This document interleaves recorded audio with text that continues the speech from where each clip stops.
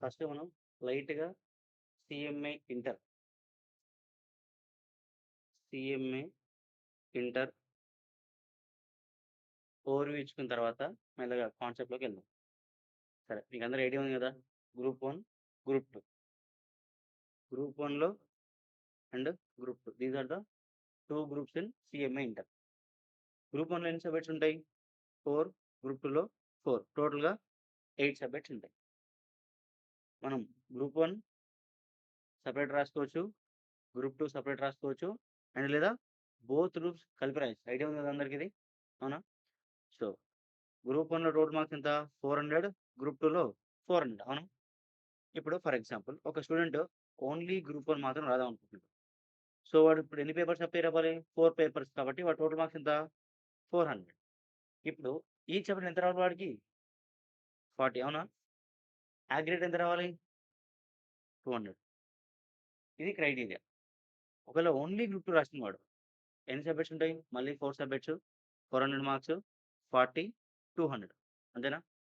ఒకవేళ స్టూడెంట్ గనక group 1 and group 2 రెండు ఒకటేసారి రాస్తే క్రైటీరియా మారిపోతది. చూడండి ఒకసారి. టోటల్ సబ్జెక్ట్స్ ఎంత? 8 అంతేనా? టోటల్ ఏమో 8. గ్రూప్ 1లో 4, గ్రూప్ 2లో 4 ఉన్నాయి. సో, ఇప్పుడు గ్రూప్ 1లో స్టూడెంట్‌కి ఏమైందంటే ఈచ్ సబ్జెక్ట్‌లో 40, 40, 40 వచ్చినాయి. గ్రూప్ 2లో ఎన్ని వచ్చినాయంటే 60, 70, 50, 60. గ్రూప్ 1లో టోటల్ ఎంత వచ్చినాయి వాడికి అగ్రిగేటు? 160. గ్రూప్ 2లో ఎన్ని వచ్చినాయి? క్యాల్సి ఉందా? 240 240 ఏనా వచ్చింది? 240. ఇప్పుడు నేనేమంటున్నానంటే స్టూడెంట్ ఓన్లీ గ్రూప్ 2 పాస్ అయ్యిండా? గ్రూప్ 1 పాస్ అయ్యిండా? లేదా బోత్ పాస్ అయ్యిండా? బోతా? ఐడియా ఉందా అట్లా? అంటే బోత్ రాస్తే మీకు అడ్వాంటేజ్ ఏమొస్తది? ఇలా కాంపెన్సేట్ అవుతాయి మార్క్స్. ఒక గ్రూప్ నుంచి ఇంకో గ్రూప్‌కి కాంపెన్సేట్ అయ్యే ఛాన్స్ ఉంది. అవునా? ఇది అందరికి ఐడియా ఉంది గదా! ఇది ఎగ్జామ్ ప్యాటర్న్. ఓకేనా? నెక్స్ట్ అసలు అకౌంట్స్‌లో పేపర్ ప్యాటర్న్ ఎలా ఉంటుందో చూద్దాం ఒకసారి. లా ప్రీవియస్ పేపర్ ఒకటి తీసుకొని పేపర్ ఎలా ఉంటుందో అనలైజ్ చేద్దాం మనం. చూడండి ఒకసారి. ఇది ప్రీవియస్ పేపర్.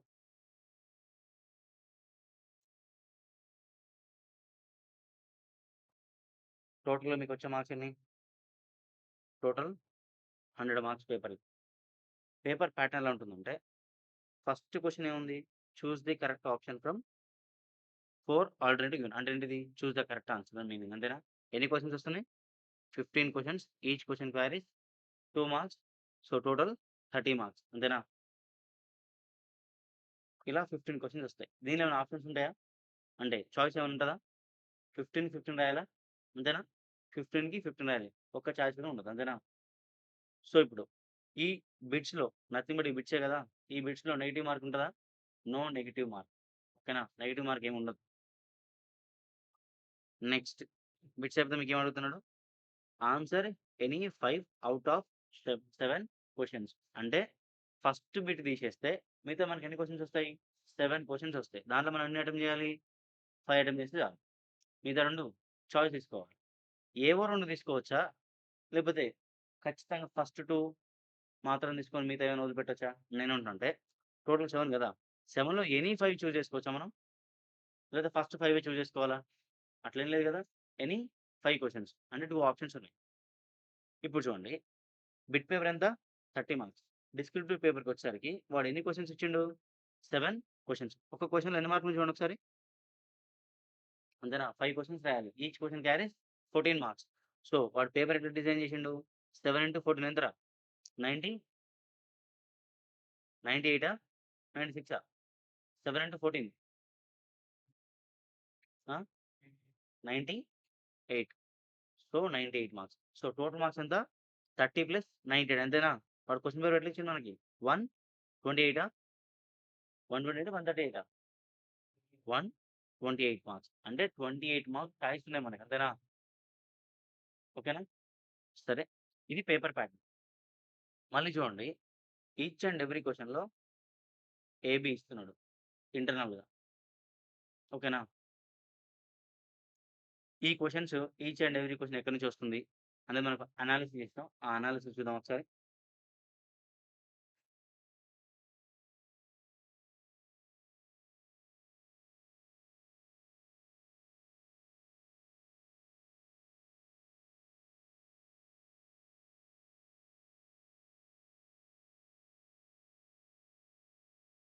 మీకున్న సిలబస్ నేను కేటగరైజ్ చేసిన. అంటే most important, okay, least important. ఇలా 3 కేటగరీస్. మీకున్న టోటల్ 8 చాప్టర్స్ ఏంటివంటే, ఒకటి accounting standards, rectification of errors already మీకు తెలిసింది. సింగిల్ ఎంట్రీ తెలుసు, ఎన్పిఓ తెలుసు, BRS, depreciation, partnership, insurance claims, leasing, hire purchase, consignment, bills of exchange, branch, department, final accounts, joint venture, accounting basics. ఇది మొత్తం మీ group 1లో ఉన్న అకౌంట్స్ సిలబస్ ఇది. దీంట్ల A category, B category, C category ఎట్లా వచ్చిందంటే పాస్ట్ పేపర్ బట్టి. ఓకేనా? ఇది నా అనాలిసిస్. ఇంకో ఫ్యాకల్టీ ఇంకో రకంగా చేయొచ్చు. బట్ నా అనాలిసిస్ ఇది. అంటే అకౌంటింగ్ స్టాండర్డ్స్ అనే చాప్టర్స్ నుంచి మినిమమ్ మార్క్స్ అంటే ఖచ్చితంగా మినిమమ్‌లో మినిమమ్ ఎంతొస్తాయి? 19 పక్కా ఫర్ ష్యూర్. మాక్సిమం ఎంత రావచ్చు? 28. అంటే అకౌంటింగ్ స్టాండర్డ్స్ చదువుకుంటే మనం యావరేజ్‌గా ఎన్ని మార్క్స్ ఎక్స్‌పెక్ట్ చేయొచ్చు? 19+28 యావరేజ్ చేసుకుందాం.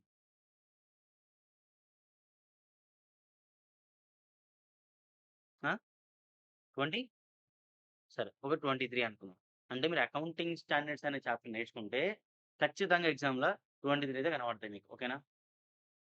అలా ఈచ్ అండ్ ఎవ్రీ చాప్టర్‌కి మినిమమ్ మార్క్స్ ఎంత? మాక్సిమమ్ మార్క్స్ ఎంత? ఇంక్లూడింగ్ బిట్స్ ఇవన్నీ. ఇంక్లూడింగ్ బిట్స్ ఇవన్నీ. సో, మీరు అట్లా ఏ కేటగిరీ చాప్టర్స్ పైన మీరు ఫోకస్ చేస్తే మీరు ఎంత స్కోర్ చేయొచ్చు మినిమమ్? 65 పక్కా. మాక్సిమం 92. అర్థమవుతుందా పాయింట్? యావరేజ్‌గా ఒక 70 వరకొస్తాయి. ఓకేనా?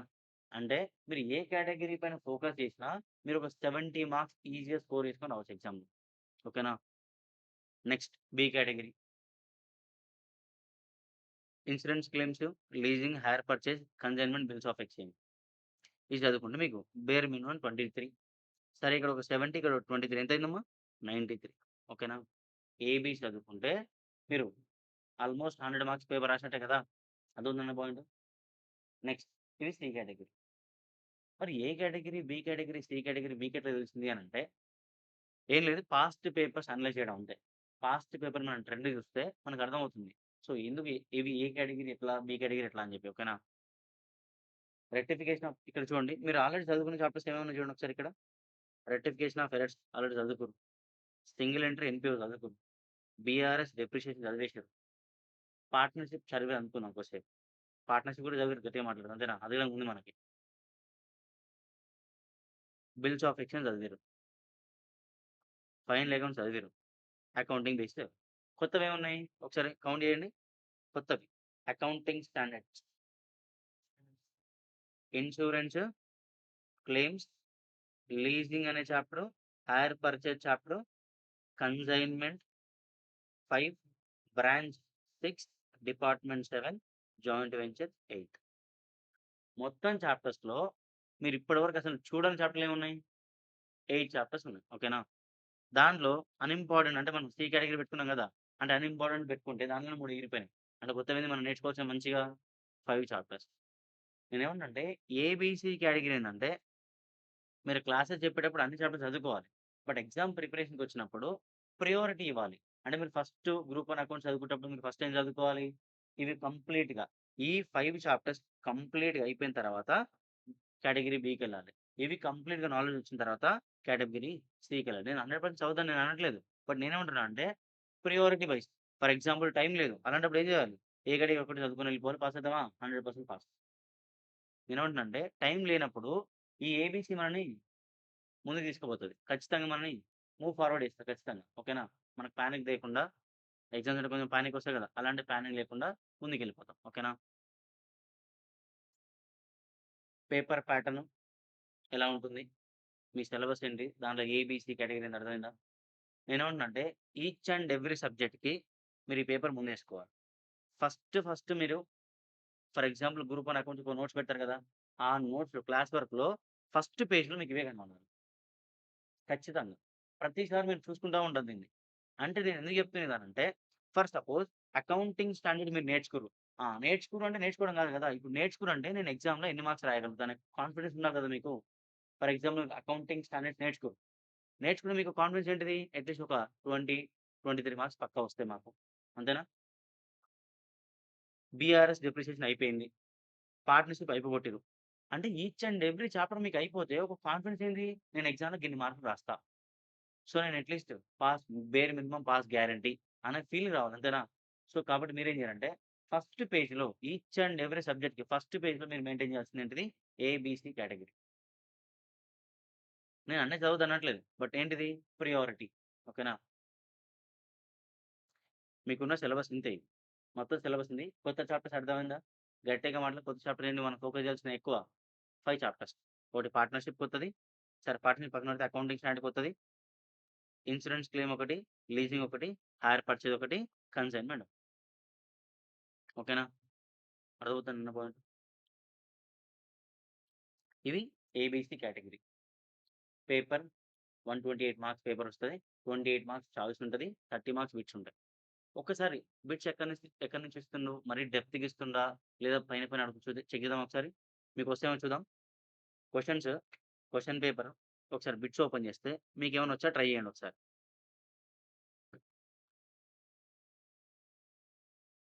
సెలెక్ట్ ద కరెక్ట్ ఈక్వేషన్ అన్నాడు. ఒక్కసారి చూడండి. ఏబీసీడీలో ఏది కరెక్ట్ ఈక్వేషన్ అనిపిస్తుంది మీకు? సరే మీకు సీఏ అంటే నాలెడ్జ్ లేదు. సీఎంఏ అంటే నాలెడ్జ్ లేదు కదా మీకు. ఒకసారి ట్రై చేద్దాం. CA foundation, CMA foundation knowledge ఉంది కదా! ఆ నాలెడ్జ్‌తోని చెక్ చేద్దాం. చెప్పండి ఒకసారి ఏది కరెక్ట్ ఈక్వేషన్ అందులో? Owners equity is nothing but capital. ఓకేనా? అసెట్స్ ఏది కరెక్ట్ అని అడిగినవాడు. తప్పని అడగలే. Owners equity is equal to assets plus లయబిలిటీయా? అది కరెక్టేనా? Owner equity plus outside liability is equal to total assets. అది కరెక్ట్ ఈక్వేషనా? ఇది కరెక్టేనా? సరే. ఇది రాంగ్ అన్నది కరెక్ట్ అన్నది. చూద్దాం ఇంకా. Assets plus owners equity is equal to outside లయబిలిటీసా? రాంగా? Outside equity plus profit is equal to total assets అంట. కరెక్టేనా? 2 మార్క్స్ వచ్చినాయా? అర్థమవుతుందా? ఫస్ట్ నేనేమంటున్నా అంటే, మీరు ఫౌండేషన్ చదివింది ఇంటర్‌లో యూజ్ అవుతదా? ఖచ్చితంగా యూజ్ అవుతది. అర్థమైందా పాయింట్ ఇది? ఇంటర్ అదేదే కాదు. రెండిటి కోఆర్డినేషన్‌తోనే ఉంటదది. Next cash in hand account may have a balance? ఆ! Debit only debit balance. అవునా? డెబిట్ ఆర్ క్రెడిట్ ఉంటదా? మన దగ్గర పైసలు ఎప్పుడైనా నెగెటివ్ అయితదా? నీ జేబులో రూ. 100 నుంచి జీరో అయితది తప్ప నెగెటివ్ అయితదా? కాదు కదా! అంతేనా మీనింగ్ అది? సరే. ఫండమెంటల్ అకౌంటింగ్ అజంప్షన్స్ ఎక్కడో చదివినట్టుందే కదా! చెప్పగలుగుతారా? గుర్తున్నాయా? ఒక్కసారి చూసుకున్న గుర్తొస్తాయి అంతేనా? దీనికి పెద్ద ప్రిపేర్ అవ్వాలా? ఇక్కడ 2 మార్క్స్ వచ్చినాయి. ఫండమెంటల్ అజంప్షన్స్ అంటే మీనింగ్ ఏందంటే, ఖచ్చితంగా నువ్వు బిజినెస్ ఈరోజు క్లోజ్ అయితదని స్టార్ట్ చేస్తావా? లేకపోతే ఫోర్సబుల్ ఫ్యూచర్ చాలా ఏళ్ళు బతుకుతది బిజినెస్ అని చేస్తావా? అంటే గోయింగ్ కన్సర్నేనా? ఒకటి గోయింగ్ కన్సర్న్. అంతేనా? ఇయరు ఈ పర్టిక్యులర్ ఇయర్‌లో అకౌంటింగ్ ఏదైతే నువ్వు కొన్ని మెథడ్స్ వాడతావు కదా! అకౌంటింగ్ రికార్డ్ చేయడానికి కొన్ని మెథడ్స్ వాడతావు కదా! ఈ ఈ సంవత్సరం ఒక మెథడు, నెక్స్ట్ ఒక మెథడ్ వాడతావా? ఈ year same method, next year same method వాడతావా? అంతేనా? కన్సిస్టెంటీ అని అదంటే? కన్సిస్టెంట్ అంటే మీనింగ్ ఏంటిది? ఈ రోజు నువ్వేం వర్క్ చేసినావో రేపు అదే చేయాలి. అంతేనా? ఈ రోజు నువ్వేదైతే మెథడ్ వాడినావో రేపు అదే మెథడ్ కదా! సో, అదేంటిది? Consistency. Plus accrual method follow అయితున్నావు. అవునా? గుర్తుందా? ఖచ్చితంగా అక్రూవల్ ఫాలో సరే అక్రూవల్. ఈ 3 ఫండమెంటల్ అజంప్షన్స్ అంటే మీనింగ్ ఏందంటే, ఎవడైనా సరే బిజినెస్ స్టార్ట్ చేస్తే ఖచ్చితంగా ఈ 3 బై డిఫాల్ట్ వాడు ఫాలో అవుతాడు. మనం అజంప్షన్ తీసుకోవాలి. ఎవ్వరైనా సరే బిజినెస్ స్టార్ట్ చేస్తే ఈ 3 కాన్సెప్ట్‌లు వాడు ఖచ్చితంగా ఫాలో అవుతుండని అర్థం చేసుకోవాలి. అవేనా ఫండమెంటల్ అజంప్షన్స్ అంటే? చెప్పండి ఒకసారి. Going concern 2 మార్క్సా? ఇక్కడ వరకి సీఎంఏ ఇంటర్ ఏదో డెప్త్‌గా చదువుకుంటే నాలెడ్జ్ వచ్చిందా? అసలు సీఎంఏ ఇంటర్ ఓపెన్ చేసినామా మనం? స్టార్ట్ చేసినామా అసలు? అర్థమవుతుందా పాయింట్? సరే 6 మార్క్స్ వచ్చినాయా? ఇవి మీకు తెలీదులెండి. కొంచెం రెక్టిఫికేషన్ ఆఫ్ ఎర్రర్స్ ఓకేనా? Error of principle, error of commission నేను నేర్పిస్తాను మీకు ఓకేనా? ఆ టర్మినాలజీ మీకు కొంచెం ఐడియా ఉండదు. అది నేర్చుకుందాం. సరే. Calculate sales from the following details. ఒక్కసారి ఏయండమ్మా మీ కాల్కులేటర్ పట్టుకొని. వాడేమడిగిండు? సేల్స్ అడిగిండు. Calculate sales from the following details. మనకు కొంత ఇన్ఫర్మేషన్ ఇచ్చిండు. ఇన్ఫర్మేషన్ ఇచ్చి ఏమడుగుతుండు? సేల్స్ ఎంత అని అడిగిండు. దీన్ని ఒకసారి చూడండి. Opening stock, cost of goods sold, closing stock, direct expense, gross profit. ఇవి ఎక్కడనో చూసినట్టు గుర్తుందే. ఎక్కడ? ఫైనాన్షియల్ స్టేట్మెంట్స్ చేస్తామా మనం? ఫైనాన్షియల్ స్టేట్మెంట్స్ ఏ స్టేట్మెంట్‌లు ఇస్తాం? ట్రేడింగా? పీ&ఎల్, బ్యాలెన్స్ షీటా? ట్రేడింగ్‌లేనా? అంటే ట్రేడింగ్ అకౌంట్ ఏసి ఆన్సర్ వస్తదా మనకి? చేయండి ఒకసారి. Trading account ఎయండి.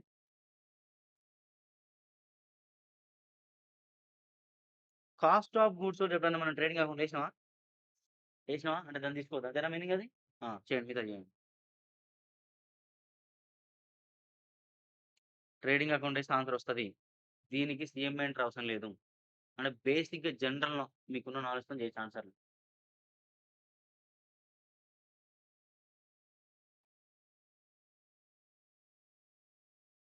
ఓపెనింగ్ స్టాక్ ఎక్కడేసుకుందాం? రాదా ఆన్సరు? రాట్లేదా?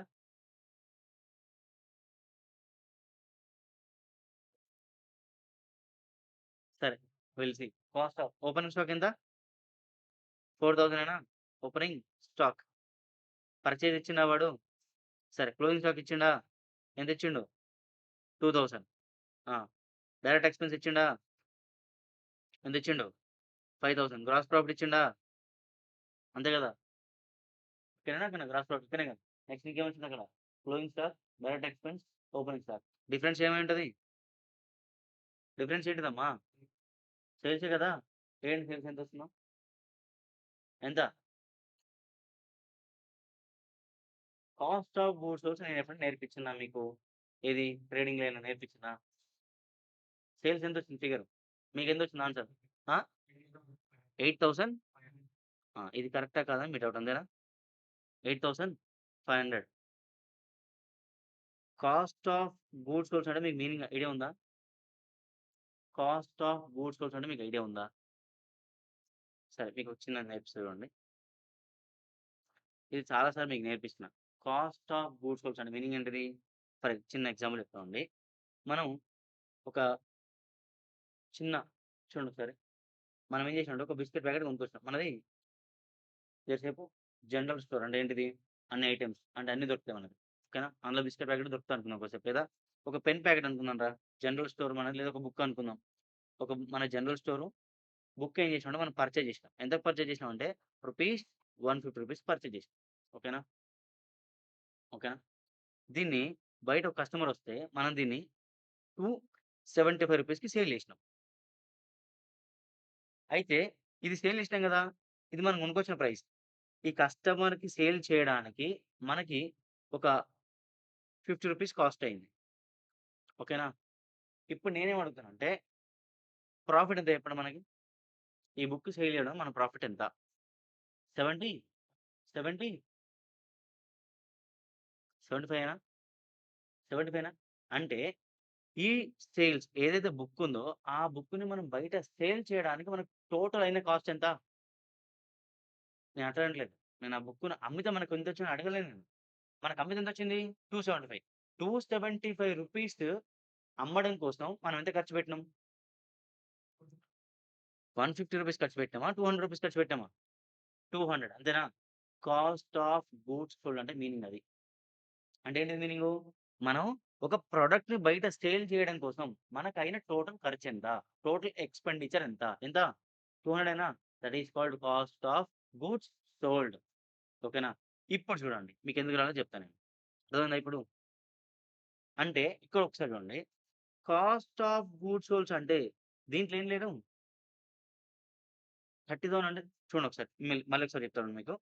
ఇల్లాం కేస్‌ల 150 పర్చేజ్ కాస్ట్, రూ. 50 selling cost. Total cost of goods ఎంత ఇందాక? 200. సెల్లింగ్ ప్రైస్ ఎంత? 275. ప్రాఫిట్ ఎంత? 75. ఒక్కసారి చూడండి. మనకు సేల్స్ లేదు అంతేనా?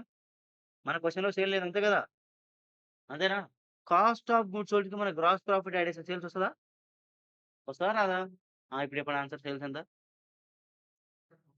సేల్స్ ఎంత? అర్థమైందా ఈక్వేషన్ ఇప్పుడు నేనన్నది? కాస్ట్ ఆఫ్ గూడ్స్ సోల్డ్‌కి ఏం యాడ్ చేద్దాం? చేస్తే ఏమొస్తది? అర్థమైందా? ఇది ఎక్కడైనా మనం చాప్టర్‌లో నేర్చుకుంటామా? ఏదైనా చాప్టర్ ఉంటదా అసలిది? ఓకేనా? అర్థమవుతుందా? కాస్ట్ ఆఫ్ గూడ్స్ సోల్డ్ అంటే మీనింగ్ అర్థమైందా? అంటే మనం ఒక ప్రొడక్ట్‌ని అమ్మడానికి మనకి ఎంత ఎక్స్‌పెండిచర్ అవుతుంది? ఒక ప్రొడక్ట్ మనం సేల్ చేయడానికి ఎంత అవుతుంది? ఓకేనా?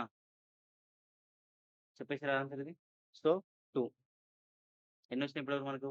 8 మార్క్స్ వచ్చినాయి. దీనికి పెద్ద నాలెడ్జ్ కావాలా? ఒకసారి చూడు. ఇది బిల్స్ ఆఫ్ ఎక్స్‌చేంజ్ సంథింగ్ ఏదో ఉంది కదా! చెక్ అన్నాడు సంథింగ్ ఏదో అన్నాడు. ప్రెజెంటెడ్ వైల్ రికన్సిలియేటింగ్ బ్యాంక్స్ సరే కొంచెం నాలెడ్జ్ కావాలంటున్నా దీనికి. అంతేనా? ఓ చాప్టర్ చదువుకోవాలి కదా దీనికి. నెక్స్ట్ ఏంటిదమ్మా? డెప్రిసియేషన్ అంట. డెప్రిసియేషన్‌లో ఒక చాప్టర్ చదువుకుందాం అనుకున్నా కొద్దిసేపు. చదువుకోవాలి కదా ఆబ్వియస్‌గా. నెక్స్ట్ ఎక్స్ డ్రా వై అంటే బిల్స్ ఆఫ్ ఎక్స్‌చేంజ్ చదువుకోవాలి ఖచ్చితంగా. Next choose the odd one. ఇది మీకు తెలీదండి చూద్దాం. ఇది మీకు పార్ట్నర్‌షిప్ అనే చాప్టర్ వస్తే మీకు ఇది కొంచెం చెప్పేయచ్చు. ఓకేనా? ఇది పక్కన పెడదాం. ఆపరేటింగ్ లీజ్ ఈజ్ సర్లేండి వదిలేయండి. State the following statement is false. Salvage stock means stock salvage during accident. ఇది కూడా చదువుకోవాలి. ఇది కూడా చదువుకోవాలి. డిపార్ట్మెంట్ చదువుకోవాలి. Income statement of a charitable institution is known as ఇది చెప్పండమ్మా. ఒక్కసారి మీరు చదువుకుర్రు ఆల్రెడీ మీకు బేసిక్స్ ఉన్నాయి. ఫౌండేషన్ బేసిక్స్ ఉన్నాయి. ఒక్కసారి చూడండి. ఇది చెప్పండి. Income statement of a charitable institution. Charitable అంటే ఎన్‌పీఓనేనా? ఎన్‌పీఓనేనా? NPO of a income statement మనం ఏమని పిలుస్తాం? ఇన్‌కమ్ అండ్ ఎక్స్‌పెండిచర్ అని పిలుస్తామా? రిసిట్ అండ్ పేమెంట్ అని పిలుస్తామా? ప్రాఫిట్ అండ్ లాస్ అని పిలుస్తామా? స్టేట్మెంట్ ఆఫ్ అఫైర్స్ అని పిలుస్తామా? Income statement. గుర్తుందా మనకి? ఇన్‌కమ్ స్టేట్మెంట్ మరో పేరు ఏం పేరు? ఇన్‌కమ్ అంటే మీనింగ్ ఏంటి? ప్రాఫిట్ అండ్ లాసేనా? మరి ప్రాఫిట్ అండ్ లాస్ ఆఫ్ ఎన్‌పీఓని ఏమని పిలుస్తాం మనం? ఎన్‌పీఓలా ఏమని పిలుస్తాం? అంతేనా? ఫౌండేషన్ నాలెడ్జేనా? సరే మళ్ళీ కంటింజెంట్ లయబిలిటీ ఇదొద్దు మీకు రాదు. ఇప్పుడు కొంచెం మళ్ళా ఫౌండేషన్‌ల డెప్రిసియేషన్ ఉంది గదా! అక్కడెళ్దాం. వస్తాయా రావా చూద్దాం. ఇప్పుడు 10 మార్కులు వచ్చినాయి అవునా? చూద్దాం మళ్ళీ. డెప్రిసియేషన్ చేయండి అందరూ. A second hand car purchased for rupees 2,00,000 excluding initial repair cost of 500 hmm. Is sold for rupees 1,00,000 after 2 years. If depreciation is charged at 20% WDV profit and loss of sale of car. ఇప్పుడు నేనేమంటాను first మీరేమనుకోవాలి దీనిలో అంటే question అర్థం చేసుకోండి. మనం ఏం చేసినాం? ఒక అసెట్‌ని కొనుక్కున్నాం. ఎంత పెట్టి కొన్నాంరా? 2,00,000 అసెట్ కొన్నెమ్మటే మనం ఏమైనా ఖర్చు పెట్టినామా దానికి? అసెట్ కొన్న వెమ్మటే మనం ఏమైనా ఖర్చు పెట్టినామా? ఇనీషియల్ అంటే మీనింగ్ ఏంటిది? బిగినింగేనా? అవునా? ఎక్స్‌క్లూడింగ్ ఈ 2,00,000 అంట చూడండొకసారి. Excluding initial repair cost of 50,000 అన్నాడు. మనం సెకండ్ హ్యాండ్ కార్ కొన్నాం గదా! మరి సెకండ్ హ్యాండ్ కార్ కొంటే డైరెక్ట్ రోడ్ మీద నడుస్తదా అది? దానికి కొంత ఏం చేయాలి మనం? ఖర్చు పెట్టాల్సిందే ఖచ్చితంగా. అవునా? ఎంత ఖర్చు పెట్టినాం మనం? ఎంత పెట్టినాం? ఆ 50,000 2,00,000 ఉందా లేదా? ఉందా లేదా? చూడు మంచిగా. ఎక్స్‌క్లూడింగ్ అంటే ఈ 2,00,000లో 50,000 ఉందా లేదా? అంటే మనం యాడ్ చేయొచ్చా దానికి? యాడ్ చేసా. ఇప్పుడు నేనేమన్నానంటే సెకండ్ హ్యాండ్ కార్ కొన్నావురా 2,00,000 పెట్టి. నువ్వు దానికి ఒక్కరోజు నువ్వు కంటే ముందే నువ్వేం చేసినావు? 50,000 ఎక్స్‌పెన్సెస్ ఇంకర్ అయినాయి కదా! ఆ 50,000 ఇంకర్ అయితేనే కార్ నడుస్తది. అవునా కాదా? మరిప్పుడు మనం కొన్న కార్ కాస్ట్ 2,00,000 2,50,000 2,50,000 2,50,000 2,00,000 2,50,000 2,50,000 అవునా కాదా? గుర్తుందా? ఇనీషియల్ ఎక్స్‌పెండిచర్ అన్నీ ఏం చేయాలి? యాడ్ చేయాలి. అవునా? ఇప్పుడు నేనేమంటున్నా అంటే కారు ఫర్ ఎగ్జాంపుల్ అనుకుందాం. మనం తెలంగాణ గదా! ఆంధ్రాలో వెళ్లి కారు కొనుక్కున్నాంట్రా. ట్రైన్‌లోనో లేకపోతే ఒక డీసీఎంలోనో కార్ ఎసుకొనొచ్చాం ఈడికి. అవునా? దానికొక 10,000 అయింది ఖర్చు. ఇప్పుడు ఆ 10,000 అనేది కార్‌కి యాడ్ చేయాలా వద్దా? ఎందుకు? రెడీ టు యూజ్ అయిందా? కారు ఆంధ్ర నుంచి ఇటు తీసుకురావడానికి మనకెంతయింది ఖర్చు? 10,000 అయింది. ఆ 10,000 ఖర్చు పెట్టిన తర్వాతనే రెడీ టు యూజ్ అవునా కాదా కారు? లేకపోతే రెడీ టు యూజా? రెడీ టు యూజ్ అంటే మీనింగ్ ఏంటిది? నేను హైదరాబాద్‌లో కారుని వాడాలి. అంతేనా? అది ఆంధ్ర నుంచి తెలంగాణ తెస్తేనే రెడీ టు యూజ్ అవునా కాదా? మరిప్పుడు ఎంతయింది ట్రావెలింగ్ కాస్ట్? 10,000 యాడ్ చేయాలా వద్దా? సేమ్ అట్లనే నువ్వు సెకండ్ హ్యాండ్ కార్ కొన్నప్పుడు నీకు రిపేర్ ఎంతయింది? 50,000 ఆ 50,000 రిపేర్ నువ్వు పెడితేనే కారు రన్ అవుతది. మరిప్పుడు కాస్ట్ ఆఫ్ కార్ ఎంత? 2,50,000 డెప్రిసియేషన్ ఏం చేయాలి? 20% కదా! ఏ మెథడ్? డబ్ల్యూడీవీ. ఇప్పుడు డెప్రిసియేషన్ 20% 2,00,000 పని చేయాలా? 2,50,000 ఏం చేయాలా? 2,50,000 అంతేనా? సో, కార్ కొన్న ఎన్ని రోజులు వాడుతున్నాం మనం? అంటే డెప్రిసియేషన్ ఎన్ని రోజులు చేయాలి? చేయండి ఒకసారి డెప్రిసియేషన్. 60,000 లాస్ వచ్చిందా? కనుక్కుర్రా ఆల్రెడీ? Very good. 2 మార్క్స్. ఎన్నొచ్చినాయి ఇప్పటికి 12 14 మనకొచ్చిన మార్క్స్? అంతే కదా! 12 కదా! సరే. ఇంకోటేదో అంటే మనం చెక్ ఇష్యూడ్ చేయగలుగుతారా? రికన్సిలియేషన్ ఒకసారి ట్రై చేస్తారా? మర్చిపోయారా? గుర్తుందా? ఒకసారి ట్రై చేయండి ఈ క్వెషన్. క్వెషన్ నంబర్ 6 ట్రై చేయండి. Mister P issued cheques worth rupees 15,000 in March. 15థ్ మార్చ్ రోజు పి అనే పర్సన్ ఏం చేసిండు? చెక్ ఇష్యూ చేసిండు. Out of which 15,000 check issue చేస్తే దాంట్లో ఒక 10,000 rupees only where presenter for payment by 31st March 2024. While reconciliating bank and cash book balance as on 31st March 2024, how much would be added to balance as per cash book to arrive the passbook balance. ఇప్పుడు ఒక్కసారి చూడండి. నేనేమన్నా అంటే మీకు BRS నేర్చుకునేటప్పుడు మీరు ఒకటి నేర్చుకుంటారు. క్వెషను పాస్‌బుక్ అయ్యుండాలా? క్యాష్ బుక్ అయ్యుండాలి. అంటే క్వెషన్ ఏమంటే కొన్నిసార్లు ఏమైతది? Do question as per passbook అంటది. కొన్నిసార్లు ఏముంటది? క్యాష్ బుక్ అంటది. అంటే బేస్డ్ ఆన్ క్వెషన్ బట్టి మన ఆన్సర్ మారిపోతది. అవునా కాదా? ఇప్పుడు ఏమడిగిండు వాడు? వైల్. ఆ! How much would be added to balance as per cash book to arrive at a balance as per passbook. Question passbook ప్రకారం అడిగిందా? క్యాష్ బుక్ ప్రకారం అడిగిందా? పాస్‌బుక్కేనా?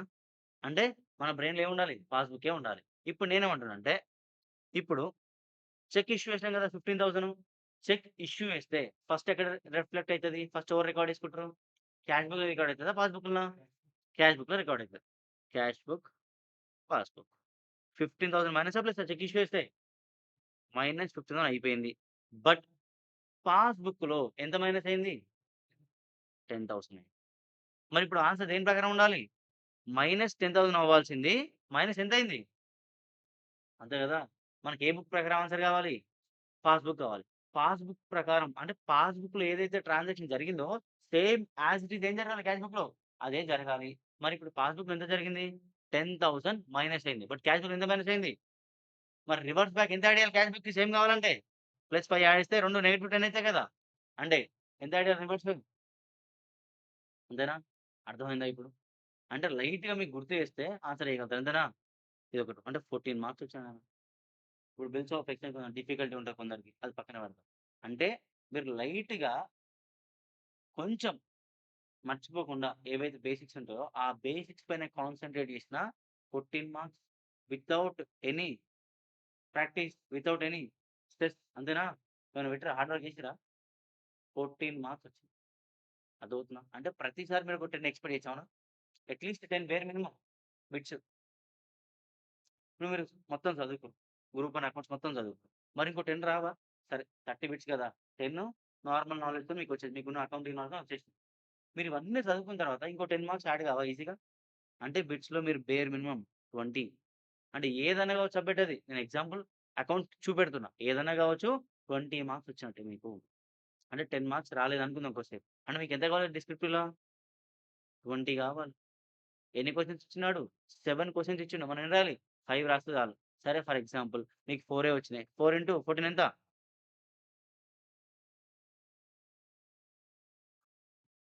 56 ప్లస్ 20 ఎంత? 76 మార్క్స్. అంటే ప్రతి పేపర్‌లో నువ్వు ఈ అనాలిసిస్‌తోని పోయినా 60 మార్క్స్ ఈజీగా కొట్టొచ్చు. అర్థమవుతుందా పాయింట్ నేను? నేనేమంటానంటే ఫస్ట్ మీరు పేపర్ చూసి భయపడేది మర్చిపోండి.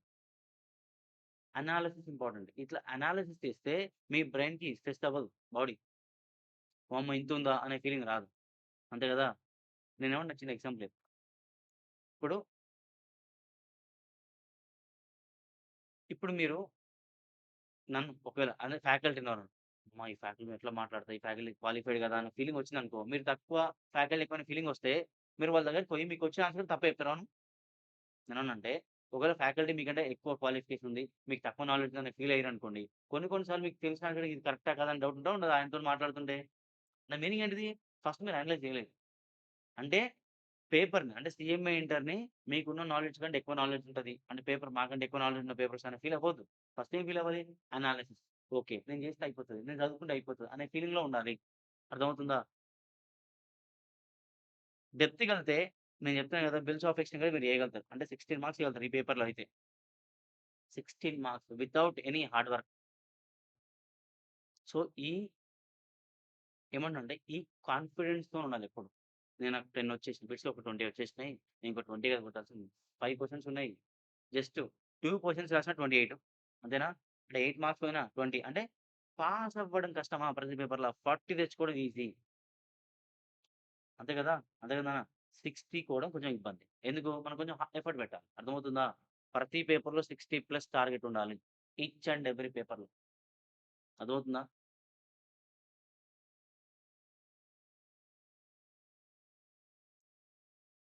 ఎందుకు చెప్తున్నానంటే డే వన్నే మీకు పేపర్ చూపెడితే మీకు ఒక ఐడియా వస్తది. ఓకే. ఇట్లుంటది. మేము చేయాలని చెప్పి. ఓకేనా? ఇప్పుడేం చేద్దామంటే లైట్‌గా మీకున్న సీఏ ఫౌండేషన్ నాలెడ్జ్‌తోని ఇంకొంచెం దానికి ఒక చిన్న ఒక 10% హెడ్ మాట్లాడుకుందాం కొన్ని కాన్సెప్ట్స్. ఓకేనా? నోట్స్ తీయండి ఒకసారి. నోట్స్ ఓపెన్ చేస్తే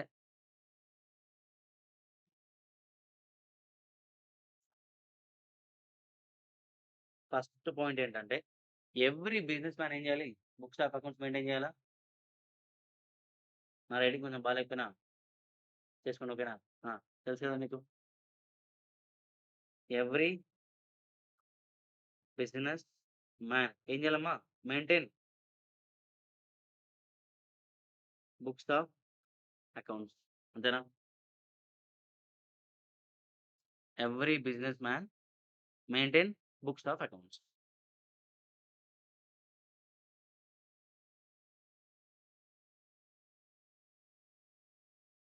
బుక్స్ ఆఫ్ అకౌంట్స్‌కి ఏమైనా రూల్స్ ఉండాలా? ఒక సిస్టమ్ ఉండాలా? వద్దా? సిస్టమ్ పేరు ఏం పేరు? Generally accepted accounting principles. ఎందుకు ఫాలో అవ్వాలి? ఒక ఎగ్జాంపుల్ మాట్లాడుకుందాం మనం. ఎందుకు బుక్స్ ఆఫ్ అకౌంట్స్ మనం మెయింటైన్ చేసేటప్పుడు జనరల్లీ యాక్సెప్టెడ్ అకౌంటింగ్ ప్రిన్సిపల్స్‌ని ఎందుకు ఫాలో అయ్యి బుక్స్ ఆఫ్ అకౌంట్స్ మెయింటైన్ చేయాలో మాట్లాడుకుందాం కొద్దిసేపు. సరే. మీరే అనుకుందాం.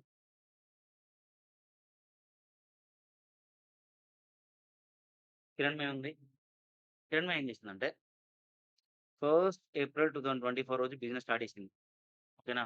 మంచి జనరల్ స్టోర్ స్టార్ట్ చేసింది. బుక్స్ దాంట్లో స్టేషనరీ అన్నీ దొరుకుతాయి దాంట్లో. అది స్టార్ట్ చేసిన తను. అయితే 31 మార్చ్ 2025 ఇక్కడి వరకు వచ్చేసింది. ఇయర్ వచ్చేసింది. ఇయర్ ఎండ్ వచ్చేసింది. అయితే కిరణ్మయి ఏం చేసిందంటే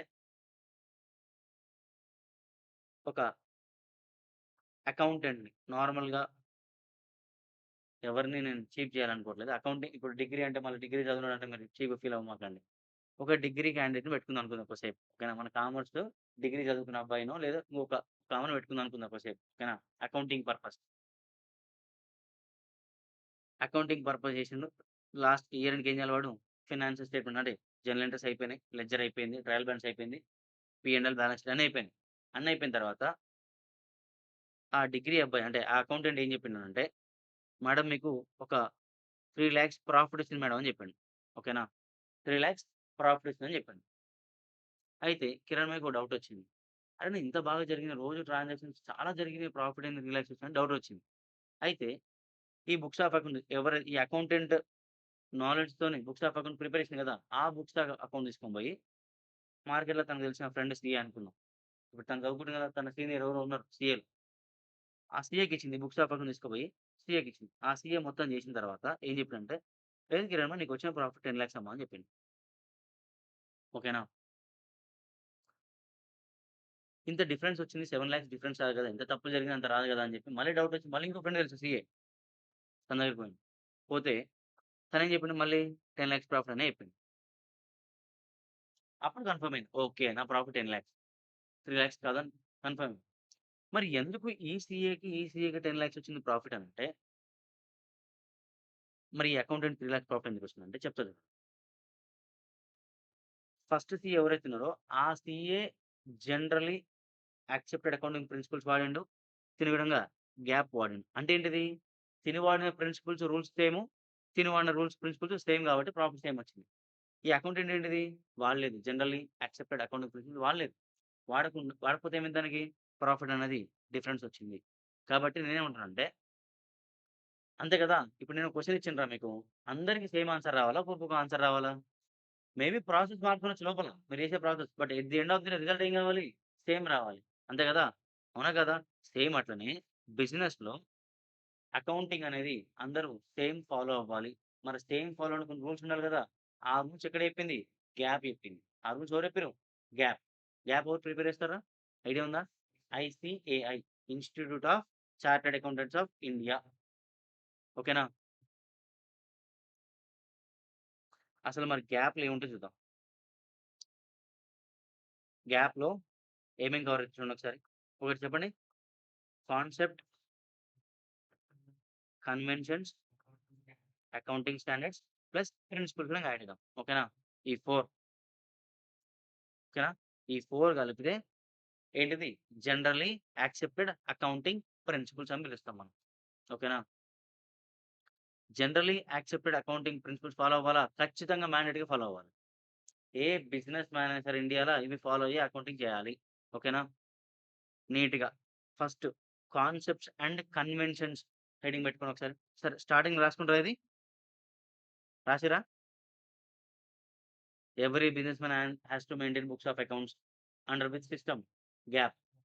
ఎందుకో ఎగ్జామ్‌లో అర్థమైందా?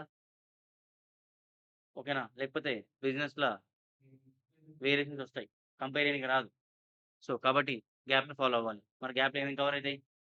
Concepts plus conventions plus accounting standards plus principles. ఓకేనా? హెడింగ్ పెట్టుకోండి. కాన్సెప్ట్స్,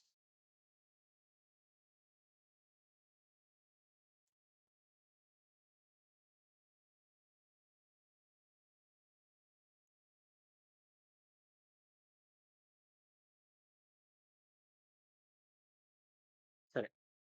హెడింగ్ పెట్టుకుర్రా? Concepts and conventions.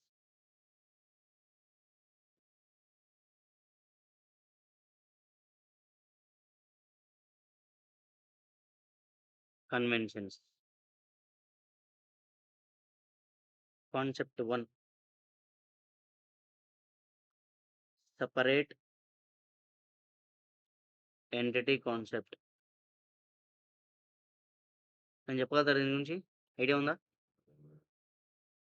ఈ కాన్సెప్ట్ ఏం చెప్తది? Owner is separate from its business. Owner is separate from its business. అంతేనా?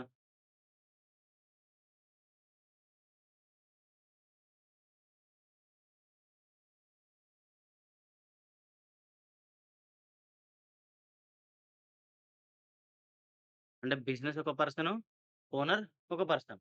Businesses are always artificial persons. ఓకేనా? Owner అనేవాడు artificial person అయ్యుండొచ్చు లేదా నేచురల్ పర్సన్ అయ్యుండొచ్చు. సో, బిజినెస్‌కి ఏం చేయాలి? సో, ఇంకేం చెప్పింది కాన్సెప్ట్ దీనివల్ల ఏమర్థమైంది మనకి? Business have separate set of books and owner have separate set of books. అంతేనా? వాడికి వేరే బుక్స్ ఉంటాయి. వీడికి వేరే బుక్స్ ఉంటాయి.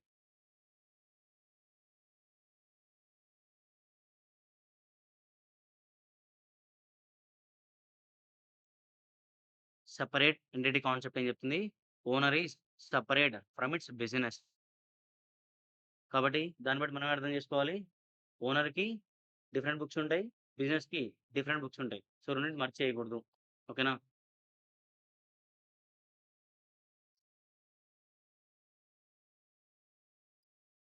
ఇంకొంచెం డీప్‌గెళ్తే ఈ సెపరేట్ ఎంటిటీ కాన్సెప్ట్ వల్ల ఓనర్ అనేవాడు బిజినెస్‌కి డబ్బులిస్తే బిజినెస్‌కి ఏమైతదది? లయబిలిటీనా? అంతే కదా! మన దానికి ఆ లయబిలిటీ పేరేం పేరు? క్యాపిటల్ అంతేనా? ఈ సెపరేట్ ఎంటిటీ కాన్సెప్ట్ చెప్పడం వల్లనే మీరు బ్యాలెన్స్ షీట్ ఓపెన్ చేస్తే క్యాపిటల్ ఎక్కడ రాసుకుంటాం మనం? Liability side. అంతేనా? ఓనరు, బిజినెస్ డిఫరెంట్ కాబట్టే ఓనర్ ఇచ్చిన డబ్బులేంటి బిజినెస్‌కి? Nothing but liability. ఆ లయబిలిటీ పేరే క్యాపిటల్. ఓకేనా? ఈ కాన్సెప్ట్ వల్లనే క్యాపిటల్ అనేది మనకేమైతుంది? లయబిలిటీ లెక్క మారిపోయింది. నెక్స్ట్ చెప్పండి కాన్సెప్ట్ చెప్పండి ఏదన్నా? ఇప్పుడు చూడండి ఒకసారి. ఆ! ఏం మాట్లాడుకున్నాం? నేనేమంటున్నా అంటే సరే మ్యాచింగ్ కాన్సెప్ట్ ఐడియా ఉందా మీకు? Matching concept. రాసుకోండి హెడ్డింగ్ అయితే చూద్దాం. Matching concept. ఈ మ్యాచింగ్ కాన్సెప్ట్‌ని మీకు ఆల్రెడీ తెలిసుంటది లైట్‌గా. ఒక్కసారి ఎక్స్‌ప్లెయిన్ చేయండి నాకు ఎవరన్నా. అసలేంటిది? ఈ మ్యాచింగ్ కాన్సెప్ట్ మనకేం నేర్పించింది? దీనివల్ల అసలు మీకేం అర్థమైంది?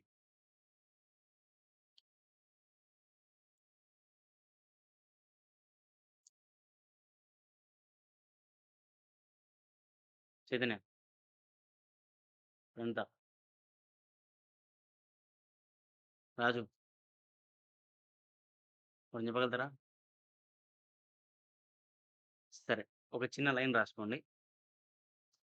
All expenses should match with incomes. దీన్ని బట్టి ఏమైనా చెప్తారా ఇప్పుడు?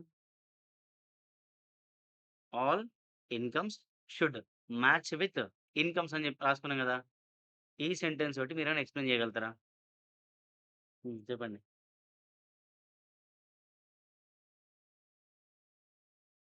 అంటే ఒకసారి వినండి. పెన్ సౌండ్ వినండి. ఇప్పుడు పర్చేజ్ మనకేమైతుంది నాన్న? ఏమైతదిరా? పర్చేజ్ ఫర్ ఎగ్జాంపుల్ రూపీస్ 5,00,000 అనుకుందాం. సేల్స్ ఎంతుండాలి మరి? మనం ఏం మాట్లాడుకున్నాం మనం? Expense should match with income. మన ఎక్స్‌పెన్స్ ఎంత? మరి సేల్స్ ఎంతుండాలి? మరి ప్రాఫిట్ ఏం లేదా? ఉంది గదా! అంటే గుర్తుపెట్టుకోండి.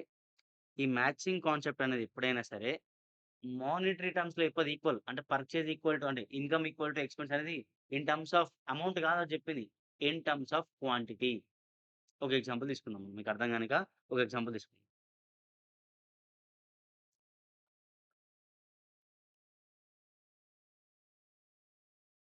మనం ఏం పర్చేజ్ చేసినామంటే at the rate 1000 units some goods ఏవో గూడ్స్ ఉన్నాయి. ఎన్ని గూడ్స్ పర్చేజ్ చేసినాం మనం? 1000 యూనిట్స్ పర్చేజ్ చేసినాం. At the rate rupees 100 per each unit. Each ఓకేనా? Sold at the rate 750 units at the rate rupees 125 per each. So, ఇప్పుడు total purchase amount చెప్పండి. సరే ఇది ట్రేడింగ్‌లో ఏద్దాం ఒకసారి. ట్రేడింగ్‌లో ఏసుకొని చూడండి ఒకసారి. ట్రేడింగ్‌లో ఏసుకుందాం మనం. సో, పర్చేజ్ ఎంత చెప్పండి amount wise? Purchase is equal to 1,00,000 sales చెప్పండి. 750 ఇంటూ 125 సేల్స్ ఎంత? 90 750. మన దగ్గర మిగిలిపోయిందా ఏమన్నా స్టాకు? స్టిల్ మన గోడౌన్‌లో స్టాక్ ఉందా? ఎంతుంది? Closing stock is equal to 250, 250 సరే. చెప్పండి. 250 ఇంటూ 100 125 100 ఇంటూ 100 చెప్పండి ఎంతనో? 25,000 అంతేనా? ఇప్పుడు చూడండి ఒకసారి. ఎక్స్‌పెన్స్ ఎంత రాసుకున్నాం మనం? ఎక్స్‌పెన్స్ రిలేటెడ్ టు ఎన్ని యూనిట్స్ ఇవి? సేల్స్ ఇన్‌కమేనా? ఎన్ని యూనిట్స్ ఓకే ఇన్‌కమ్ రాసినాం మనం అక్కడ? 750. అంటే ఇక్కడ ఏం మాట్లాడుతుంది మ్యాచింగ్ కాన్సెప్ట్ అంటే నువ్వు పర్చేజ్ ఏమో 1000 యూనిట్స్ రాసుకున్నావు. నీ ఇన్‌కమ్ ఎంతుంది? ఓన్లీ 750 యూనిట్స్‌కే ఉంది. ఇక్కడ చూడండి ఒకసారి. All expense should match with income. నీ ఇన్‌కమ్ ఏమో 750 యూనిట్స్ రిలేటెడ్ ఉంది. బట్ నీ ఎక్స్‌పెన్స్ ఎంతుంది? 1000 యూనిట్స్. కాబట్టి రాంగ్ అది. అంతేనా? మనం ఓన్లీ 750 యూనిట్స్‌కే ఎక్స్‌పెండిచర్ రాయాలి. అవునా కాదా? కాబట్టి క్లోజింగ్ స్టాక్ రాస్తున్నాం మనం ఇక్కడ. క్లోజింగ్ స్టాక్ 250 యూనిట్స్ రాయడం వల్ల ఏమైపోయిందది? మ్యాచ్ అయిందా చూడండి ఒకసారి. పర్చేజ్‌లో నుంచి క్లోజ్ స్టాక్ ఏం చేస్తున్నాం మనం? యాక్చువల్‌గా క్లోజింగ్ స్టాక్ ఏంటి నాన్న? అసెటా? ఇన్‌కమా? ఎక్స్‌పెన్సా? లయబిలిటీయా? క్లోజింగ్ స్టాక్ అనేది అసెటా? లయబిలిటీయా? ఇన్‌కమా? ఎక్స్‌పెన్సా? మరి అసెట్ ట్రేడింగ్‌లో వస్తదా? రాదు. బికాస్ ఆఫ్ మ్యాచింగ్ కాన్సెప్ట్ వల్ల క్లోజింగ్ స్టాక్ ఏంటిది? క్లోజింగ్ స్టాక్ అనేది ట్రేడింగ్ అకౌంట్‌లో రాస్తున్నాము అనంటే పర్చేజ్‌లో నుంచి 250 యూనిట్స్ మైనస్ చేసినట్టు. ట్రేడింగ్ అకౌంట్‌లో క్లోజింగ్ స్టాక్ అనేది మనం రికార్డ్ చేస్తున్నాం అంటే బికాస్ ఆఫ్ మ్యాచింగ్ కాన్సెప్ట్. అంటే మన ఎక్స్‌పెన్స్ 1000 యూనిట్స్‌కుంది.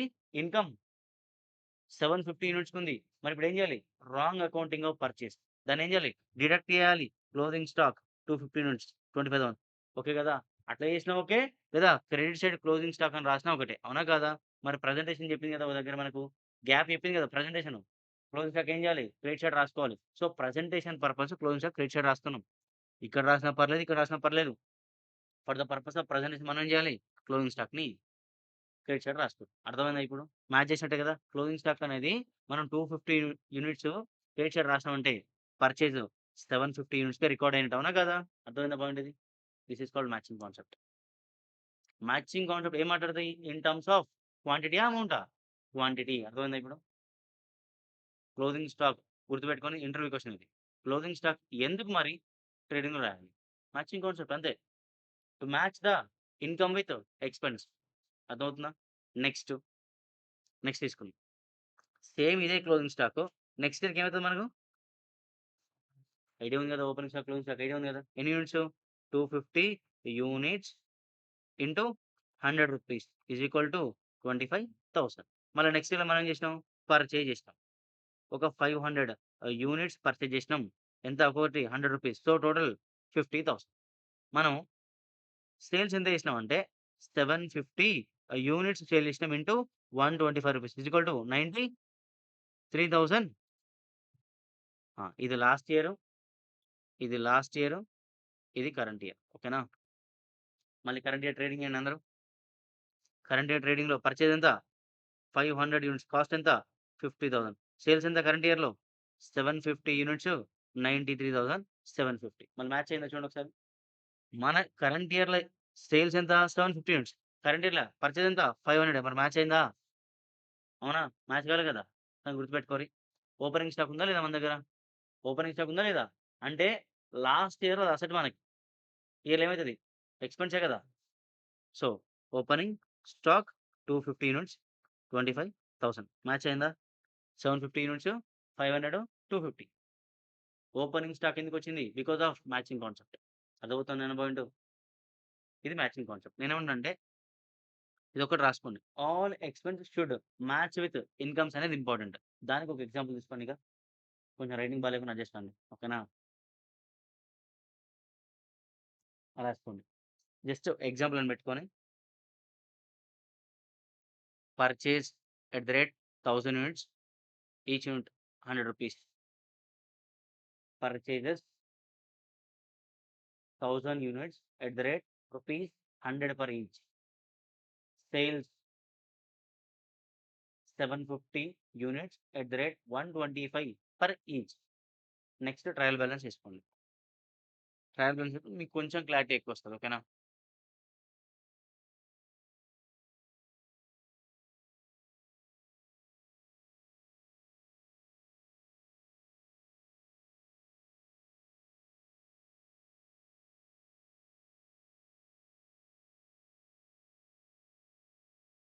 కాన్సెప్ట్‌ని బ్రెయిన్‌లో పెట్టుకోనీక ట్రై చేయండి.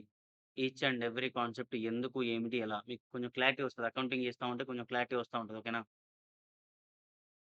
ఇవి ఎగ్జామ్‌లో మనకు మార్కులొస్తాయో రావో తెలీదు. అంటే ఇవి చదువుకోవడం వల్ల మనకు ఎగ్జామ్‌లో మార్క్స్ ఫెచ్ అయితాయంటే తెలీదు. బట్ ఈ కాన్సెప్ట్ క్లారిటీ ఉంటే మన అకౌంట్స్ చేసేటప్పుడు గ్రిప్ ఎక్కువుంటది మనకు అకౌంట్స్ పైన. ఓకేనా?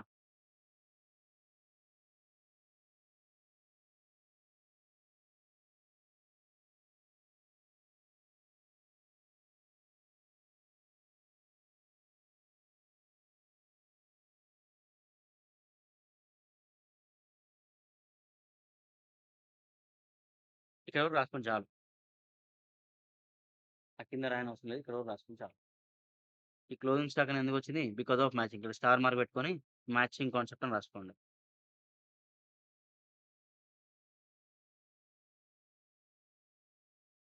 ఇక్కడ క్లోజింగ్ స్టాక్ రాయడం వరకే మ్యాచింగ్ కాన్సెప్ట్. ఒక్కసారి పెన్ డౌన్ చేయండమ్మా. మ్యాచింగ్ చూడండి ఒకసారి. ఇక్కడ క్లోజింగ్ స్టాక్ అని రాయడం వరకే మ్యాచింగ్ కాన్సెప్ట్ అమ్మా. 25,000 అమౌంట్ రాయాలా? వద్దా? అనేది వేరే కాన్సెప్ట్ చెప్తది. అది క్లోజింగ్ స్టాక్ అనేది 25,000 రాయాలా? తక్కువ రాయాలా? ఎక్కువ రాయాలా? అంటే అమౌంట్ ఎంత రాయాలి క్లోజింగ్ స్టాక్ పక్కన అనేది వేరే కాన్సెప్ట్ చెప్తది.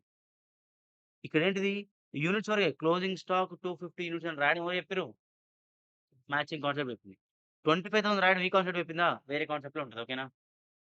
అర్థమవుతుందా నేనన్నది? అది వేరే కాన్సెప్ట్ ఉంటే మాట్లాడుకుందాం. నెక్స్ట్ అదే మాట్లాడుకుందాం. ఓకేనా? జస్ట్ 250 యూనిట్స్ వరకు మాత్రమే మ్యాచింగ్ కాన్సెప్ట్. 25,000 అనేది డిఫరెంట్ కాన్సెప్ట్. కొంచెం రైటింగ్‌కి అడ్జస్ట్ అవ్వండి. ఇంకొంచెం రాయనీకి బెటర్ రాయనీకి ట్రై చేస్తా. ఓకేనా? రైటింగ్ మ్యాటర్ ఏం కాదు కదా మీ అందరికి. వీళ్ళంటే వాళ్ళు అడ్జస్ట్ అయ్యిన రైటింగ్. బట్ మీరే కొన్ని రోజులు. ఓకేనా? సరే. అర్థం కాకపోతే గుర్తుపెట్టుకోండి. ఎవరైనా అర్థం కాకపోతే నిర్మొహమాటంగా అసలు ఎలాంటిది మన భాషలో చెప్పుకోవాలంటే సిగ్గు లేకుండా అడగాలి. పాస్ అవ్వడం ముఖ్యం అంతేనా? నేనేమనుకుంటున్నా, వాడేమనుకుంటాడు, సంబంధం లేదు కదా! అర్థం కాకపోతే నేను ఫస్ట్‌లా చెప్తా. మీ ఫ్రెండ్స్‌ని అడగొచ్చు. అర్థం కాకపోతే నేను క్లాసే అసలు ఆ టాపిక్ అయిపోయినాక వేరే టాపిక్ పోనేపోను. ఓకేనా? మీకు అర్థం అవ్వడం ఇంపార్టెంట్ నాకు. నేను ఎట్లా చెప్పినా ఏం సంబంధం లేదు. ఎన్ని ఎగ్జాంపుల్స్ అయినా ఇస్తా. మీకు అర్థమైందాక. ఓకేనా? అర్థం కాకపోతే మాత్రం తలకాయ ఊపొద్దు. అర్థమైందన్నట్టు. లేసి లేదా జస్ట్ హ్యాండ్ రైజ్ చేస్తే మళ్ళీ చెప్తాను నేను టాపిక్. ఓకేనా? సరే. నెక్స్ట్ ఏం కాన్సెప్ట్ మాట్లాడుకుందాం అంటే కన్జర్వటిజం. స్పెల్లింగ్‌లో ఏమైనా అటు ఇటు ఉంటే అడ్జస్ట్ చేసుకోవాలి. కన్జర్వటిజం. నేను చెప్తాను డిక్టేట్ చేసి నువ్వు రాసుకోవాలి. స్పెల్లింగ్స్ అటు ఇటు పోతాయి కదా! అప్పుడప్పుడు. ఆ! కన్జర్వటిజం కాన్సెప్ట్ అయినా సరే, కన్వెన్షన్ అయినా సరే. కన్జర్వటిజం కన్వెన్షన్ ఇది యాక్చువల్‌గా. బట్ కాన్సెప్ట్ అని రాసుకోండి పర్లేదు.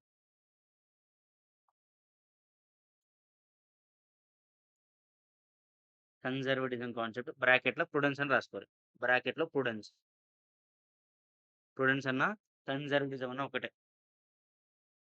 ఈ కాన్సెప్ట్ ఏం ఎక్స్‌ప్లెయిన్ చేస్తదనంటే anticipate future loss and record future loss immediately. Anticipate future loss and record future loss immediately.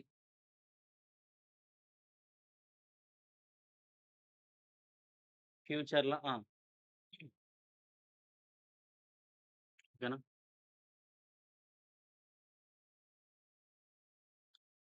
ఏం చెప్తుంది కాన్సెప్ట్? ఫ్యూచర్‌లో ఏదైనా నీకు లాస్ వస్తది అనే ఫీలింగ్ నీకుంటే నువ్వేం చేయాలి ఇప్పుడు? ఆ లాస్‌ని ఇప్పుడే రికార్డ్ చేయాలి. యాంటిసిపేట్ అంటే ఏంటిది? గెస్ చెయ్యు అని.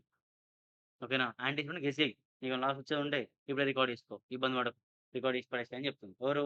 కన్జర్వటిజం. సరే. మరి కన్జర్వటిజం మనం ఎక్కడైనా వాడినామా అనంటే చూద్దాం ఒకసారి.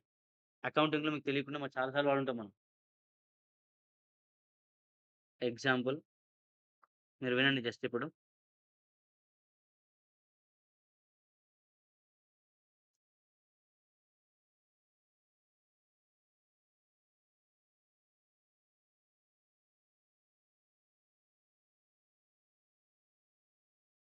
అసెట్స్ ఐడియా ఉందా మీకు? Assets are of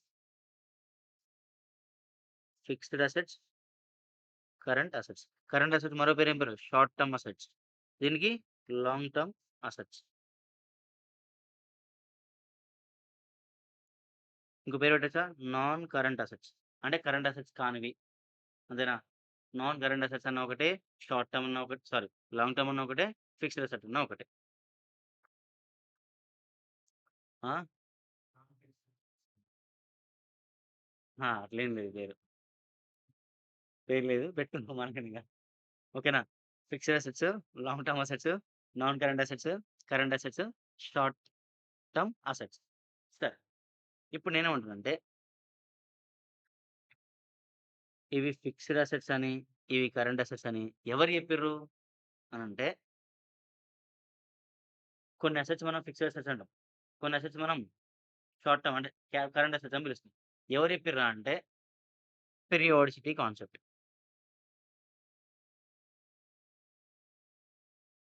periodicity concept. Idea ఉందా? పీరియాడిసిటీ కాన్సెప్ట్ అంటే ఏంటిది? బిజినెస్‌కి లైఫ్ ఉందా? లైఫ్ ఉందా? మరిప్పుడు బిజినెస్ లైఫ్ లేదు గదా! ఇది చేసుకుంటూ పోదామా? అంటే మనకు ప్రాఫిట్ ఎప్పుడొచ్చింది? ప్రాఫిట్ ఎంతొచ్చింది? లాస్ ఎంతో తెలవాలి గదా మనకు. అంటే పీరియాడిసిటీ కాన్సెప్ట్. గుర్తుపెట్టుకోండి. కన్జర్వేటిజం కాన్సెప్ట్, పీరియాడిసిటీ 2 మిక్సప్ అయితున్నాయి ఇక్కడ. ఓకేనా? మీరిప్పుడేం రాసుకున్న తర్వాత రాసుకుందురు.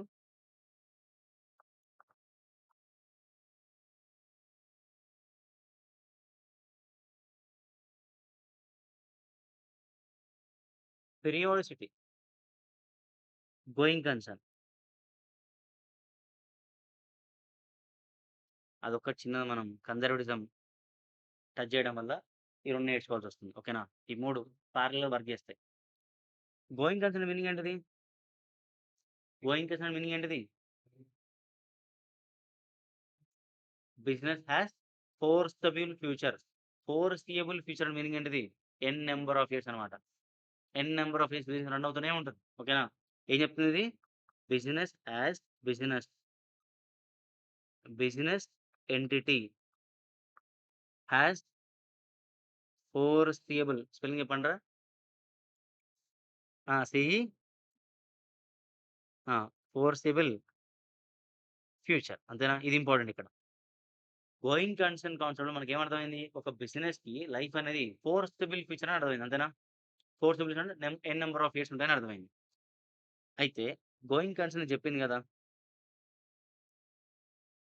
ఎమ్మటే పీరియాడిసిటీ కాన్సెప్ట్ వచ్చింది. అరే బాబు! నువ్వు బిజినెస్ ఇది చెప్తుండు. పీరియాడిసిటీ కాన్సెప్ట్ గోయింగ్ కన్సర్న్‌తోని మాట్లాడుతుంది. ఒరేయ్ నాయనా! నువ్వు బిజినెస్‌కి ఎన్ నంబర్ ఆఫ్ ఇయర్స్ అన్నావు గదా! మరి బిజినెస్ మ్యాన్‌కి ప్రాఫిట్ వచ్చిందా? లాస్ వచ్చిందా? ఎన్ని రోజులకోసారి కనుక్కోవాలి ఆడు. అంతేనా? వాడు బిజినెస్ చేయాలి గదా! నువ్వు అంటున్నావు నీకు లైఫ్ లేదని జెప్పి. అంటే నువ్వు ఎప్పుడు చచ్చిపోతే అప్పుడు ప్రాఫిట్ లాస్ కనుక్కోవాలా? అంతేనా? గోయింగ్ కన్సర్న్ ఏం చెప్తుంది? నాకు అన్‌లిమిటెడ్ ఇయర్స్ రా అని జెప్పింది. క్యూరియాసిటీ కాన్సెప్ట్ వచ్చి అడిగింది. నువ్వు అన్‌లిమిటెడ్ ఇయర్స్ అంటే ఓనర్ చచ్చిపోవాలా? బతకాలా? నువ్వు ఎప్పుడు చచ్చిపోతావో తెలవదు. నువ్వు చచ్చిపోయినప్పుడు ప్రాఫిట్, లాస్ కనుక్కోవాలంటే వాడు బిజినెస్ చేయగలుగుతాడా? చేయలేడు కదా! కాబట్టి క్యూరియాసిటీ చెప్పింది. ఓకే. నీకు సోర్సబుల్ ఫ్యూచర్ ఉంది నేను ఒప్పుకుంటా. కానీ బిజినెస్ మ్యాన్ అనేవాడు బిజినెస్‌లో ఉన్న ఫైనాన్షియల్ స్టేట్మెంట్స్ అన్నది ఖచ్చితంగా మినిమమ్ ఇయర్‌లీ వన్స్ నువ్వేం చేయాలి? ఫైనాన్షియల్ స్టేట్మెంట్స్ ప్రిపేర్ చేయాలి. గట్టిగా మాట్లాడితే పీరియాడిసిటీ అంటే మీనింగ్ ఏందంటే అకౌంటింగ్ ఇయర్. 1 accounting year. ఓకేనా? అంటే ఈచ్ అండ్ ఎవ్రీ అకౌంటింగ్ ఇయర్‌లో వన్స్ ఏం చేయాలి మనం? ఫైనాన్షియల్ స్టేట్మెంట్స్ ప్రిపేర్ చేయాలి. మరి ఫైనాన్షియల్ స్టేట్మెంట్స్ అంటే ఏంటివి? P and L, balance sheet, notes to accounts. Idea ఉందా నోట్స్ టు అకౌంట్స్? సరే ఇప్పుడొస్తాలెండి. ఒకవేళ నోట్స్ టు అకౌంట్ ఐడియా లేకపోతే ఓకే. అర్థమైందా? ఫైనాన్షియల్ ప్రిపేర్ చేయాలి కదా! ఎవరు చెప్పిర్రు? పీరియాడిసిటీ కాన్సెప్ట్ చెప్పింది. ఓకేనా? అర్థమవుతుందా నిన్న పాయింట్? ఇంకేమైనా ఫిక్స్డ్ ఆటికి రాలేదు. ఓకేనా? గోయింగ్ కన్సర్న్ కాన్సెప్ట్ ఉంది గదా! సారీ ఇందాక మనం పీరియాడిసిటీ రాస్తున్నాం. ఇది గోయింగ్ కన్సర్న్. తప్పు చెప్పినాం అక్కడ. Going concern. గోయింగ్ కన్సర్న్ మాట్లాడేది. ఇప్పుడు చూడండి ఒకసారి. ఇప్పుడు మనం గోయింగ్ కన్సర్న్ ప్రకారం ఏం చేయాలి? గోయింగ్ కన్సర్న్ ఏం చెప్పింది? ఎన్ నంబర్ ఆఫ్ ఇయర్స్ అని చెప్పింది. పీరియాడిసిటీ ఏం చెప్పింది? అరే బాబు! నాకు ఎవ్రీ ఇయర్ పి&ఎల్ బ్యాలెన్స్ షీట్ ఇయ్యరా అని చెప్పింది. అంతేనా? మనం బ్యాలెన్స్ షీట్ చేసే రోజు మన దగ్గర మన బిజినెస్ చాలా అసెట్స్ ఉంటాయి కదా! ఆ అసెట్స్ మనం ఏం చేయాలి? బైఫర్కేషన్ చేయాలి. అది ఫిక్స్డ్ అసెటా? కరెంట్ అసెటా? అంతేనా? అంతేనా? అంటే ఏం చేయాలి? బ్యాలెన్స్ షీట్ రోజు మన దగ్గర ఉన్న అన్ని అసెట్స్, ఆల్ అసెట్స్ మనం ఏం చేయాలి? చెక్ చేయాలి. అది కరెంట్ అసెటా? ఫిక్స్డ్ అసెటా? మరి ఎట్లా కరెంట్ అసెట్, ఎట్లా ఫిక్స్డ్ అసెట్ అంటే చూడండి ఒకసారి. ఫర్ ఎగ్జాంపుల్ మన దగ్గర బిల్డింగ్ ఉందిరా! ఈ బిల్డింగు నెక్స్ట్ డే మనం వాడదాం అనుకుంటామా? ఈ బ్యాలెన్స్ షీట్ రేట్ రోజు మన దగ్గర ఉన్న ఒక బిల్డింగ్ ఉంది కదా! అది నెక్స్ట్ ఇయర్ వాడతామా? దాని లైఫ్ నెక్స్ట్ ఇయర్ ఉంటదా?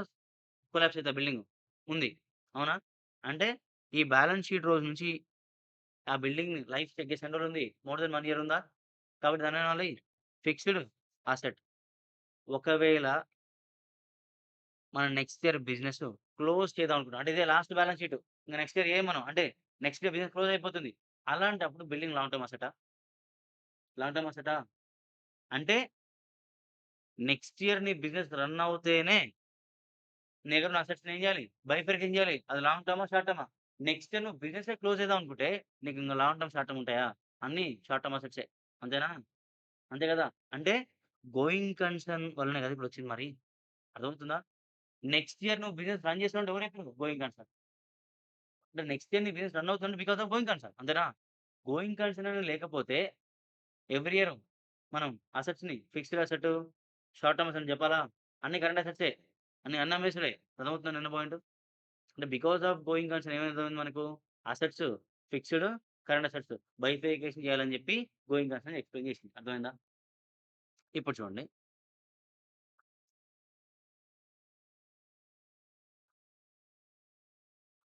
ఫోర్సబుల్ ఫ్యూచర్ ఉంది. బట్ ఇండైరెక్ట్‌గా గోయింగ్ కన్సర్న్ వల్ల పీరియాడిసిటీ కాన్సెప్ట్‌లో వచ్చే బ్యాలెన్స్ షీట్‌లో ఫిక్స్డ్ అసెట్స్, కరెంట్ అసెట్స్ మనం చెప్పగలుగుతున్నాం. అంతేనా?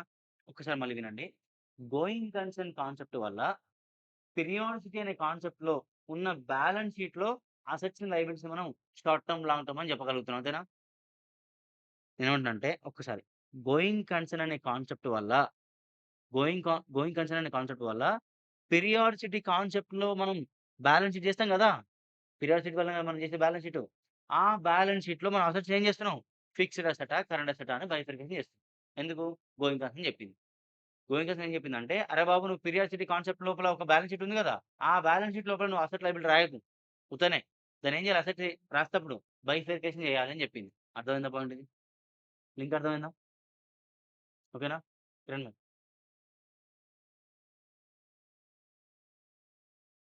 పీరియాడిసిటీ వల్లనేమో balance sheet, P and L చేయాలని అర్థమైంది. బ్యాలెన్స్ షీట్ లోపల ఇవి 2 చేసేటప్పుడు ఏమర్థమైంది? ఇది అప్లై చేయాలని అర్థమైంది. ఓకేనా?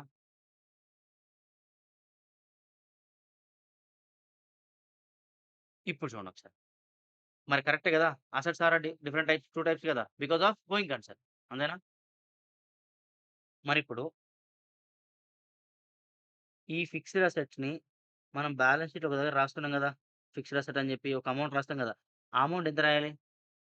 ఎవరు చెప్పిర్రు? Cost concept. ఎంత రికార్డ్ చేయాలి? మరిప్పుడు సేమ్ ఈ current అసెట్‌ని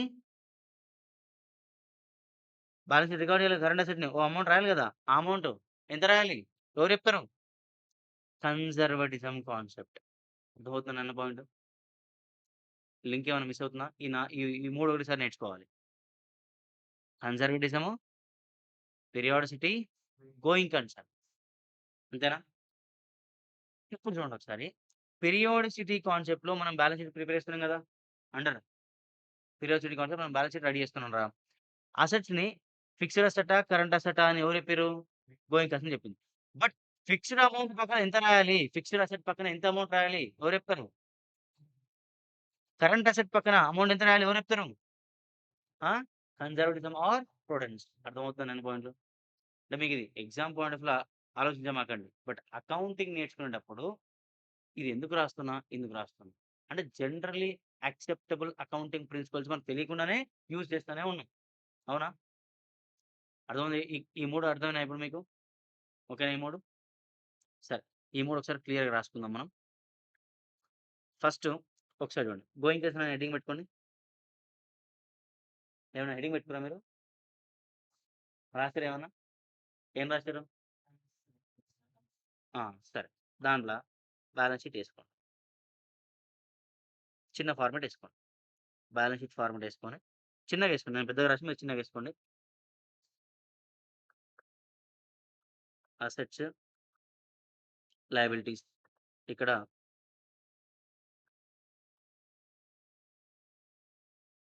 long term assets space ఇచ్చి షార్ట్ టర్మ్ అసెట్స్. ఓకేనా? ఈ bifurcation of long term assets, short term asset. ఏ కాన్సెప్ట్? అంతేనా? అడుగుతున్నాను ఇక్కడ ఒకసారి ఇది రాసుకోండి. ఇట్లా రాసుకోండి. ఇక్కడ ఒక అమౌంట్ ఉంది గదా! దానికో కాన్సెప్ట్ ఉంది. అది తర్వాత మాట్లాడదాం. ఇదేంటిది? లాంగ్ టర్మా? షార్ట్ టర్మా? బైఫర్కేషన్ ఎవరు చెప్పిర్రు? గోయింగ్ కన్సర్న్ అని రాసుకోండి.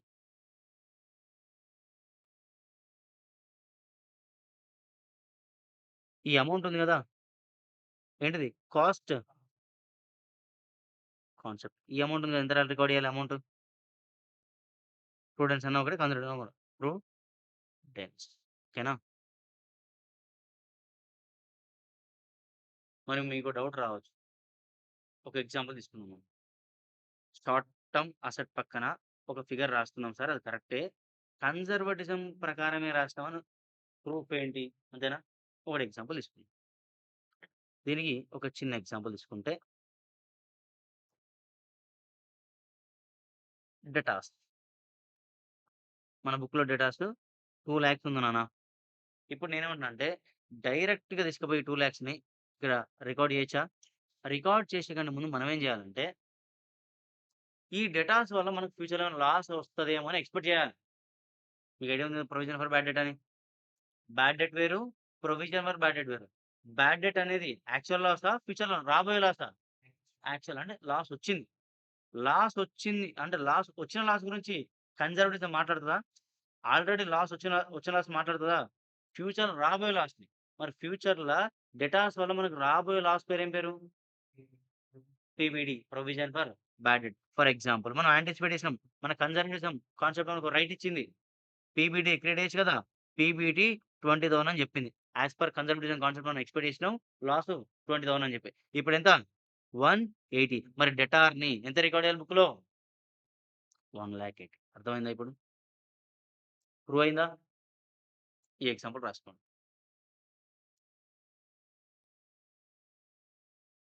రాజు కొంచెం కాన్సెప్ట్ అనేది స్లోగానే ఉంటదమ్మా. వినండి. మీకు హెల్ప్ అవుతది ఖచ్చితంగా. మీకు నాకు తెలిసి ఫౌండేషన్‌ల కాన్సెప్ట్‌ల పేరు తెలుసు. ఇది గిదని తెలిసుంటది. బట్ ఎట్లా అప్లై అయ్యాలో తెలవదు మీకు. అవునా? ఎందుకంటే ఇప్పుడు ఫిక్స్డ్ అసెట్ అని తెలుసా మీకు? స్టార్టింగ్‌లో ఫిక్స్డ్ అసెట్ అని చెప్తే ఒప్పుకుంటారా?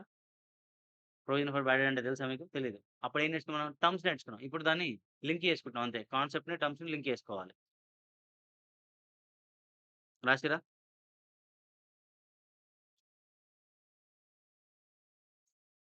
ఓకేనా అందరికి?